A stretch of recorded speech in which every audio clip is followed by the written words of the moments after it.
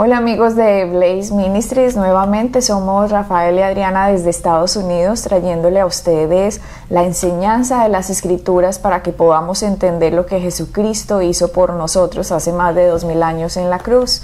Nuestra página web www.blazeministries.net está a su disposición con todo el material gratis, todos los programas de televisión, todo el audio y los devocionales que les recomendamos se inscriban en ellos para que le lleguen de lunes a viernes una porción de las Escrituras con una meditación diaria para que pongan su mente en las Escrituras, en lo que nuestro Señor Jesucristo ha hecho. Mucha gente pregunta, ¿y de qué me sirve a mí que me ponga a ver a Jesucristo? A mí deme fórmulas para el éxito, deme fórmulas para la prosperidad, deme fórmulas. Y no hay ninguna fórmula. Esto no se trata de fórmulas, esto se trata de que lo miremos a Él sea la gloria, a Él sea el honor, a Él sea el poder. Él fue el que logró lo que logró para la humanidad, Él fue el que logró el perdón, Él fue el que logró la sanidad, Él fue el que logró traer la bendición a la humanidad, y tenemos que fijar nuestros ojos en Él para entender lo bendecidos que somos de Dios y quitar cualquier mentira que sea un obstáculo en nuestra mente que no nos permite recibir lo que Jesucristo ya ganó por nosotros. Sí. Así que es muy importante que siempre estemos meditando en Él cada día de nuestra vida, que comamos lo que Él hizo, que bebamos lo que Él ganó, para así poder ser representantes de Dios en esta tierra. Estamos en, como les decía, www.blazeministries.net. Todo está a su disposición. Hagan uso de estas herramientas, por favor, están completamente gratis, y cualquier persona que se quiera adherir a Blaze Ministries para ayudarnos a llevar este mensaje a todas las naciones de habla hispana, ahí están los datos si usted quiere hacer sus donaciones, y todo dinero puesto en Blaze Ministries, el 100% está dedicado al ministerio. Ningún dólar de eso se va para nuestros gastos, porque Rafael y yo no tenemos salario de lo que hacemos. Lo hacemos de corazón, porque hemos entendido lo que Jesucristo ha hecho por nosotros y queremos que todo el mundo entienda. Y suena raro, Rafael, porque no mucha gente hace las cosas así nada más, como por amor, por cariño, por disposición de ayudar a la gente. Siempre la gente está buscando, ¿y qué gano yo de aquí? Pero de aquí lo único que ganamos es las recompensas en el cielo, de que podamos ser como que Dios nos diga, Rafael, bien hecho. Porque entendimos lo que hizo Jesucristo por nosotros, y queremos que usted, que nos está viendo, que nos está oyendo, entienda y reciba este amor, el amor de Dios que envió a su Hijo Jesucristo para que muriera en una cruz, para que todo aquel que en Él crea no se pierda, mas tenga vida eterna. Y esta es la verdad de la palabra. Y estamos enseñándola de una forma muy sencilla y muy clara, y veníamos hablando acerca de la muerte de Jesucristo y de la resurrección, Rafael, y cómo se había presentado delante del Padre llevando su sangre. Hace 2000 años sucedió eso. Solamente hace 2000 años, desde la creación del hombre, aquí pasaron una cantidad de cosas, Rafael, en que Satanás se ganó el dominio de esta tierra, porque Adán se lo cedió, le cedió su autoridad, le cedió el reinado, le cedió lo que Dios le había dado, le cometió alta traición prácticamente a la confianza depositada en él, y se lo cedió a Satanás. Sí. Y para Dios poder ayudar legalmente al hombre, Jesucristo se hizo hombre él mismo, y como hombre él venció a Satanás, y lo venció en la cruz, y fue al tercer cielo, se presentó delante de Dios con su sangre y la ofreció, y decía: esta es la sangre en la cual estaba en el verdadero tabernáculo, en el tabernáculo del cielo, por el cual ahora Dios es justo en perdonar al hombre, porque Jesucristo pagó por el hombre lo que el hombre se merecía. Y es impresionante, Rafael, que el no saber la progresión de la Biblia hace que la gente se confunda. Claro. Yo recuerdo cuando era pequeña, a mí me decían: no puede leer la Biblia porque se vuelve loca. Rafael, yo no sé si usted había escuchado eso, pero muchos recordarán, sobre todo en los países latinos, Muchos escucharon eso, no sé si en España, donde tú creciste, de pronto lo escuchaste, pero en Sudamérica al menos había ese dicho: el que lee la Biblia se vuelve loco, no lo puede leer. De hecho, mi abuelita cuando iba a la iglesia, daban las misas en latín. Sí, de eso sí me acuerdo. ¿Te tocó? Sí, de hecho, hay muchas cosas que tú viviste que yo no viví, porque yo crecí en el catolicismo, pero después me alejé de la iglesia, me alejé de Dios, me alejé de todo, y realmente era muy pequeño para yo recordarme todas esas cosas que tú viviste y que me cuentas de tu familia y todo eso. Yo realmente no lo viví, pero cuando era bien pequeño, íbamos a la iglesia, íbamos a misa, y todo era en latín. Entonces yo aún a esa edad me preguntaba, ¿cuál es el propósito de levantarme temprano, dejar de dormir, sentarme aquí una hora y no entender nada? No le encontraba el sentido, pero claro, mis padres decían teníamos que ir a misa, pues íbamos. Pero ¿cuál era el propósito? Nunca lo encontré. Por eso cuando ya empecé a crecer y ya empecé a viajar y me fui de la casa porque estaba en deportes, pues dejé de ir, porque ¿cuál era el propósito si no iba a entender nada? O sea que desde muy pequeñito te pasó eso. A mí no me tocó, que yo recuerde, a mí no me tocó una misa en latín, pero mi abuelita sí, yo le decía, abuelita, habla en latín, y ella empezaba a hablar Dominus Patricus, yo no sé qué decía ella, yo no le entendía ni papa, y ella misma no entendía, ella simplemente repetía algo que seguramente tenía grabado, pero no es que ella supiera latín. Pero imagínate, uno simplemente con un conocimiento acá, un conocimiento que no tiene ni idea qué es lo que significa, y a medida que fui creciendo, Rafael, en las cosas de Dios que fui conociendo, conocí unos pastores bautistas a muy temprana edad. Yo era muy pequeña, pues tampoco muy pequeña, tendría tal vez unos 14 años, algo así. Y conocí unos pastores bautistas muy dulces, eran de Estados Unidos, y después conocí gente pentecostal, gente metodista, presbiteriana, bueno, y conocí una rama del cristianismo bien amplia. Y Rafael, hay algo en que tiene esclavizado, digamos, a la iglesia terrible. Dos cosas para mí: el aguijón de la carne de Pablo, que todo el mundo siempre cae. Siempre cae. El aguijón de la carne de Pablo era una enfermedad que Dios le mandó. Bueno, una cosa que nada que ver. Y por favor, váyanse los audios que tenemos en la página web. Hay un programa, hay varios programas, creo que son 3 programas, no recuerdo si son 3 o 4, que se llama El aguijón de la carne de Pablo, que ya está explicado, y pues para qué lo vamos a volver a explicar, que no tiene nada que ver con lo que la religión dice. Y otro obstáculo bien grande, aparte del aguijón de la carne de Pablo, es Job. El libro de Job. Esa siempre se la mandaban a uno. Sé paciente como Job. Dios le mandó eso a Job porque seguramente él hizo algo, pero entonces aprende paciencia porque vas a salir descubriendo algo bueno de esta miseria que estás pasando. Sí, es interesante que la gente no tiene ni idea de lo que dice la palabra, ni idea de lo que dice Dios. No conocen a Dios, pero se conocen el libro de Job perfectamente. Es algo impresionante. ¿Por qué? Porque la gente, y generalmente lo que pasa es que la gente ha repetido lo que han oído, y lo que han oído es incorrecto, no tiene coherencia bíblicamente, no es una doctrina bíblica que veamos una secuencia bíblica o una secuencia en doctrina por medio de la Biblia, sino son cosas que van cogiendo por aquí y por allá, lo van repitiendo, suena bien, pero es contrario a lo que dice la palabra. Y por lo tanto, como lo oyen de alguien que piensan ellos, que es una persona que tiene conocimiento, una persona que ha leído la palabra, que espiritualmente a lo mejor tiene más conocimiento que ellos, lo consideran como verdad, no sabiendo que lo que están diciendo es algo completamente erróneo, algo completamente que va en contra de la doctrina de la palabra, y algo que realmente la Biblia no lo dice y ni lo enseña. Claro, se crean unos dogmas y unas doctrinas, Rafael, como decir que el aguijón de la carne de Pablo era una enfermedad. Por Dios, y va ahí uno y descubre ahora, después de mucho tiempo que uno creyó eso, que el aguijón de la carne de Pablo era la persecución que él sufría por estar hablando la palabra de Dios, por decir que Jesucristo fue a la cruz por el perdón de los pecados y que fue resucitado para la justificación. Entonces se le vienen todos los judíos, todos los que seguían la ley, todos los religiosos que no querían este sistema así, y lo perseguían y lo trataron de matar en cada ciudad que él iba.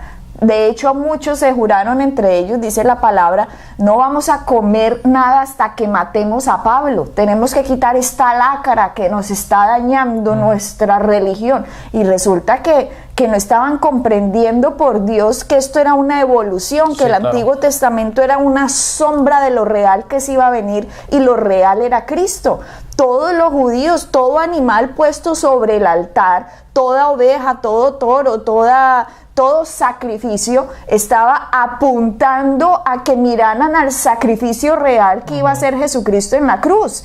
Pero no vieron esa evolución, sino que se querían quedar con lo de antes, sin entender que eso era una sombra. Exacto. Usted no puede quedarse con una sombra cuando lo real lo tiene adelante. Si yo te tengo aquí, Rafael, delante mío, pues a ti te puedo coger, te puedo abrazar, te puedo dar un pico, pero ¿qué tal yo tener una foto aquí tuya? Esta es la foto de Rafael y usted aquí al lado mío, yo, ¡ay, qué belleza esta foto! Venga, no. Estoy cogiendo una imagen cuando tengo lo real. Exactamente. Yo no tengo por qué irme a ver el Antiguo Testamento cuando no lo entiendo y tratar de acercarme a Dios bajo las normas de la ley, cuando la gracia se ha presentado y dijo, soy Cristo, soy la gracia, soy el que los amo, yo soy el que voy a ser el único perfecto en esta tierra, y por mí es que usted va a poder recibir la bendición, porque yo voy a recibir la maldición que usted se merece. Pero no se entendió. Entonces la religión, Rafael, mezcla las gracia y mezcla ley, mezcla las dos pensando, ay, pero es la ley de Moisés. No, nosotros no vivimos bajo la ley de Moisés y nos portamos mejor que los que dicen que viven bajo la ley, porque Jesucristo es el que nos hace, el Espíritu de Dios está dentro de nosotros y nos hace que demos frutos de justicia. Entonces, cuando hay esa mezcla de ley y gracia, la Biblia lo dice. La Biblia dice, la palabra dice, prefiero que seas frío o caliente, pero no tibio, porque le da indigestión. Dice, te vomitaré de mi boca, me da indigestión. ¿Por qué? ¿A qué se refiere? Prefiero que sea frío, prefiero que esté completamente bajo la ley, o prefiero que esté completamente bajo la gracia, pero no mezcle las dos. ¿Por qué? Porque si está bajo la ley, que es frío, 100%, va a llegar el momento en que se va a tener que arrodillar y decir, necesito un Salvador, porque no soy capaz de cumplir el 100% de esto. Pero la gente no lo entiende. Y como no lo entiende, mezclan, ay no, sí, un poquito de ley, un poquito de gracia, aquí mezclemos. Y el mismo Jesucristo dijo, nadie pone vino nuevo en odres viejas, porque si no, se va a fermentar y se va a estallar. Claro, es que esa mezcla la autojusticia, el tratar de justificarse. ¿Por qué? Porque mientras que sigas bajo la ley, te das cuenta que es imposible que la puedas mantener, que la puedas hacer. Entonces te justificas y caes a la gracia. Y cuando estás en la gracia, ahora tratas de decir, bueno, pero yo por la gracia solamente no, soy yo en lo que tengo que hacer algo para que Dios esté contento conmigo. Entonces vuelves a la ley. Y es ese cambio para acá y para allá. ¿Por qué? Porque en la autojusticia no podemos concebir que Dios me ame a mí y que Dios me acepte a mí simplemente por quien soy yo. Entonces yo tengo que hacer algo para que Dios me agrade a mí. Entonces ahí es cuando caigo contra la ley y empiezo a hacer acciones y me doy cuenta en mis acciones que siempre quedo corto. ¿Por qué? Porque fallo, porque no tengo la capacidad de hacerlo, de cumplir toda la ley. Entonces cuando fallo me autojustifico otra vez y empieza ese para acá y para allá, para acá y para allá. ¿Por qué? Porque el hombre tiende a autojustificarse todo el tiempo, la autojusticia, sin entender que Dios nos ama simplemente porque Dios es Dios. Porque es amor. Exactamente, independientemente de sus acciones, independientemente. ¿Por qué? Porque cuando usted vivía en el mundo, ya estaba haciendo lo que estaba haciendo, Dios aún lo amaba. Entonces, ahora que ha conocido a Cristo, no piense que tiene que hacer algo para agradarlo, porque cuando estaba en el mundo ya Dios lo amaba. Entonces es ese cambio que tenemos que hacer, ese renovamiento de nuestra forma de pensar y alinearlo de acuerdo a las Escrituras. Claro, y cuando no entiende la gente esto, Rafael, y se vuelve cristiano, entonces dice que va a empezar a hacer obras buenas, y cuando hace las obras buenas empieza a orar, a decir: Dios, ahora bendíceme, porque mira que yo ya dejé esto, y mira que ya dejé aquello, y tú no me has sanado. ¿Por qué no me has sanado si yo voy a la iglesia? Eso es autojustificación y es el peor pecado que exista. Que usted cree que se merezca la bendición de Dios. Usted y yo no nos merecemos nada en esta vida. Usted y yo nos merecemos es el infierno. Eso es lo que usted y yo nos merecemos.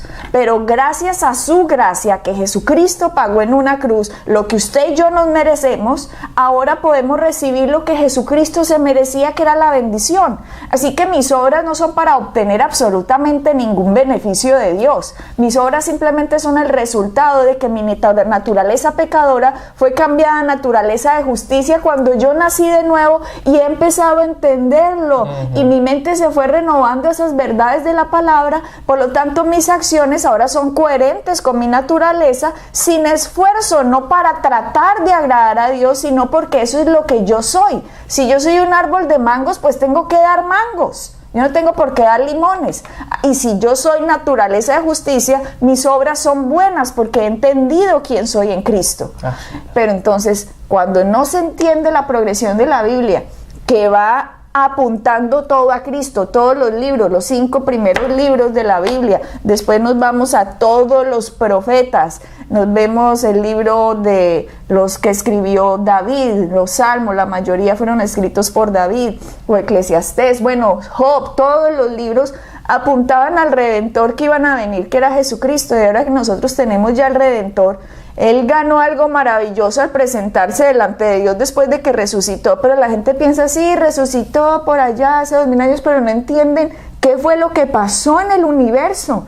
En el universo hubo un cambio hace 2000 años, cuando Él se presentó delante de Dios, y el gran cambio que consiguió es que, de eso íbamos a hablar, vamos a hablar del libro de Job, porque mucha gente ha creído que lo que le pasó a Job, usted tiene que compararse con Job y mirar a Job. No, usted no tiene que mirar a Job, usted tiene que mirar es a Jesucristo, porque Job vivía en una época de la historia en que él no tiene los beneficios que hoy, después de lo que Cristo ganó, nosotros hoy tenemos. Él hubiera deseado tener a alguien como Jesucristo hace los miles de años que este libro fue escrito, pero no lo tenía, porque cuando Jesucristo se presentó delante de Dios, sucedió algo bien impresionante. Miremos en Apocalipsis 12, dice Apocalipsis 12:9, y con esto van a entender muchísimo cómo la Biblia es una progresión, y hay que entender esa progresión. Dice el 12:9, y fue lanzado fuera el gran dragón, la serpiente antigua que se llama Diablo y Satanás, el cual engaña al mundo entero. Mira que acá lo dice, la palabra dice que hay un espíritu y nosotros somos espíritus, todos los seres humanos son espíritus. También hay un espíritu que engaña a todo el mundo entero, que se llama Diablo y Satanás. Y dice: fue arrojado a la tierra y sus ángeles fueron arrojados con él. Entonces oí una gran voz del cielo que decía: ahora ha venido la salvación, el poder y el reino de nuestro Dios y la autoridad de su Cristo, porque ha sido lanzado fuera el acusador de nuestros hermanos, el cual los acusaba delante de nuestro Dios día y noche, y ellos les han vencido por medio de la sangre del Cordero y la palabra del testimonio de ellos. Miren, ustedes leen estas cosas y dirán: ¿qué significa? Muchos ya están entendiendo qué significa esto. Cuando Cristo se presentó delante del Padre, dice la palabra que fue lanzado fuera Satanás, o el diablo, también lo llaman serpiente antigua, mentiroso, engañador del mundo. ¿Y qué hacía Satanás allá? ¿Cómo así que Satanás presentado allá en el cielo? ¿Cómo así? ¿Cómo así que lanzado fuera? ¿Cómo así que él estaba allá? ¿Por qué estaba allá? Miren lo que la labor de Satanás. Miren lo que hacía. El acusador de los hermanos. El que los acusaba día y noche. Y noche. Claro, Satanás sabe, Dios es un juez y Dios tiene que hacer lo justo. Por lo tanto, yo soy un acusador y el hombre hizo esto y el hombre hizo esto y tú tienes que hacer esto porque si no, no serías juez y no serías justo y serías injusto. Imagínate el trabajito de Satanás. Adriana, ahí vemos con ese solo versículo lo que tú acabas de decir, mata lo que dice la gran mayoría de la gente, porque la gente generalmente dice que es Dios el que juzga. Dios es el acusador, Dios es el que está siempre pendiente a ver cuándo vas a fallar, para decirte, ves, fallaste. Pero la Biblia no dice eso. De hecho, lo que tú acabas de decir es que Satanás, el diablo, él es el acusador. El acusador. No Dios. Por favor, entiendan esto, porque si entienden esto, se van a quedar completamente libres, porque la gran mayoría de la gente, y aún así cristianos, piensan que es Dios los que lo está acusando. Es Dios el que está sentado al borde de su trono, mirando a la tierra y esperando a que falles para pegarte por la cabeza. Y diciendo, viste, ya fallaste otra vez. Y viste que no lo puedes hacer. Y viste que no sirves para nada. Y no es Dios. Dios es nuestro Padre, es nuestro Creador. Él nos ama. Él dio a su Hijo para que ustedes y yo pudiéramos estar otra vez con Él. Es Satanás el que nos acusa. Satanás el que está detrás de nosotros, siempre buscando la forma en que caigamos. Pero lo más impresionante es que fue lanzado Rafael. Dice, fue lanzado fuera. El que acusaba día y noche a los hermanos. ¿Cómo pudo ser lanzado fuera? No, empecemos. ¿Cómo así que estaba ya metido? Satanás obtuvo una posición que Dios no le dio. Esa posición se la dio a Adán y a Eva. Adán y Eva le cedieron esa posición a Satanás. Y Satanás tenía el derecho antes de la cruz de presentarse delante de Dios, y por eso Job, en el libro de Job, dice, y vinieron delante de Dios los hijos de Dios, entre ellos Satanás. Dice un versículo de la Biblia así, y uno dice, ay, ¿cómo así? Que no dice que Satanás es un hijo de Dios. Dice, es como decir, vinieron 5 elefantes y entre ellos una cebra. Nada que ver. Es lo mismo. Lo que pasaba en el libro de Job, cuando fue acusado por Satanás delante de Dios, que vamos a estudiar Job, es porque Satanás tenía entrada al cielo, Rafael, por la posición cedida por Adán y Eva, lo cual le daba un acceso, y ese acceso fue dado por Adán y Eva, no fue dado por Dios. Ese versículo, para las personas que nos están siguiendo, ese versículo que tú hablas, en el cual Satanás se presentó, está en Job, capítulo 1, el versículo 6. Cuando se presentaba en el Antiguo Testamento, Dios no podía hacer nada, Rafael, porque Dios es justo y la gente no ha entendido que Dios es justo. La gente cree que Dios hace lo que quiere, cuando quiere y como quiere. Y Dios no hace lo que quiere, cuando quiere, como quiere. Dios hace lo que es justo, porque si no, este universo se autodestruiría si Él mintiera o hiciera algo incorrecto. Por lo tanto, Satanás se aprovechó de la justicia de Dios para ir a acusar al hombre delante de Dios. Pero cuando Jesucristo se presentó en el tabernáculo, no hecho de manos, como dice Hebreos, sino delante de Dios mismo, no en las sombras de lo que Moisés había puesto, sino en lo real. El cielo mismo, presentando su sangre, puso su sangre en las figuras, en lo real del cielo. Por lo tanto, ahora la sangre perfecta del Cordero limpiaba al ser humano de pecado, porque otro había sido juzgado en su lugar, y este era Jesucristo mismo. Por lo tanto, ya no hay cabida para Satanás. Usted ya no puede acusar al hombre, porque el hombre fue acusado, condenado y culpado en la cruz de Cristo. Por lo tanto, fue echado fuera el dragón, el acusador, el mentiroso, el que engaña a todo el mundo, fue echado de la presencia de Dios hace 2000 años y nunca más se puede presentar delante de él. Aleluya, porque la sangre de Cristo lo sacó de allá. Ahora Satanás no nos puede acusar delante de Dios. Por eso la palabra dice, ya no hay condenación para nosotros. Él ahora nos acusa es a nosotros aquí en nuestra mente. Dios no te quiere, hiciste algo malo, ay, Dios ya te va a castigar, Dios te está enfermando, por algo tienes esa enfermedad, quién sabe qué hiciste hace 10 años o hace 20, claro, tú eres pobre, vienes de una familia pobre y te vas a quedar pobre, y el ser humano pensando, acusándose, y es un espíritu que lo está acusando a usted, que no tiene derecho legal de hacerlo porque es un mentiroso.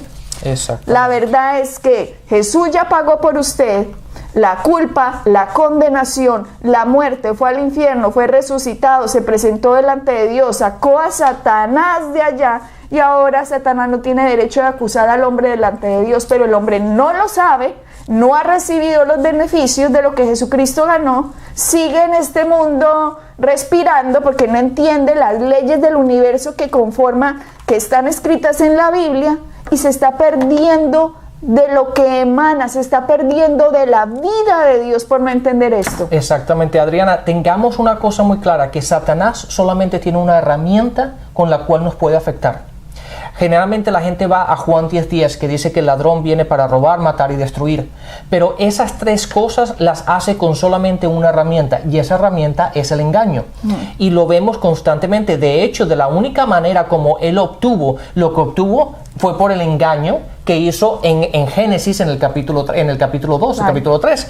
Pero llegamos al libro de Apocalipsis y fíjense en el capítulo 20, dice en el versículo 3. Dice, lo arrojó al abismo y lo encerró y tapó la salida para que no engañara más a las naciones.